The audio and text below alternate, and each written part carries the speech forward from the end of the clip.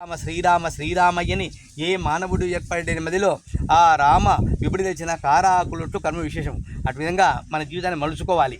అది ఇక పాదయాత్ర ప్రధాన ఉద్దేశము. ఈ విధంగా పాదయాత్ర చేయడం ద్వారా మనలో ఇక ఐక్యతా భావం వచ్చేస్తుందన్నమాట. ఇక్కడ కులము మతము ప్రాంతం ఉండదు. మామ చిన్నాన్ని వరుస కలుపుకుంటూ ఇటు సాగవాడే ఇటు మాలవాడే మంగళవాడే అనుకోకుండా మనం వరుస కలుపుకుంటూ బంధువులు కూర్చొని తినడం ద్వారా మనలో ఐక్యత వచ్చేస్తుంది.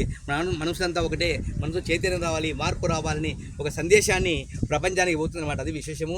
ఈ విధంగా ఆచరించాలి. అదే కాకుండా ఇక్కడ ఒంటిమిట్ట రామాలయంలో భవనాసి మాలవోబన్ అని ఒక అర్జన వస్తుండేవాడు, తక్కువ కులం వాడు. అది గుళ్ళోకి రాయలేదు. దానికి అంటే ఎందుకు రాయలేదంటే కలెక్టర్ దర్శనానికి వస్తున్నారు, కలెక్టరు వాడు తక్కువ కులం వాడని అక్కడిని కొట్టుకుంటా ఆ పక్కకు చూశారు, గుడి ఎడపక్కకు చూసా. కలెక్టర్ వచ్చాక వాకిలు తీస్తే ఇటు ఉండి రాములవారు సీతారాముల 3 విగ్రహాలు ఆ పక్కకి తిరిగాయట. బస్టాండ్ వైపు వెనక పక్కకు. ఏం స్వామిని నాకు మనసు ప్రధానము, కులము మతం కాదన్నప్పుడు మళ్ళీ భవనాశి మళ్ళీ మాదిగవాన్ని ఎక్కించుకొని లోపలికి పిలిచింటే మళ్ళీ అతను భయం చేశాడట.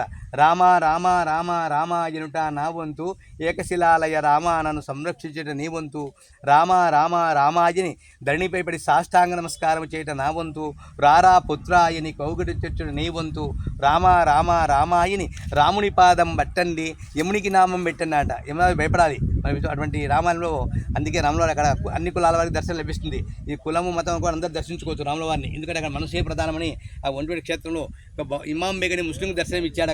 ఇక్కడ ఆంజనేయ స్వామితో పరిచయం కాకముందు దేవాలయం అన్నమాట. చాలా పురాతన దేవస్థానము. అక్కడ వివాహాలు లేట్ అవుతున్నా, సంతానం లేకపోయినా మంచి ఫలితాలు ఇస్తాయి.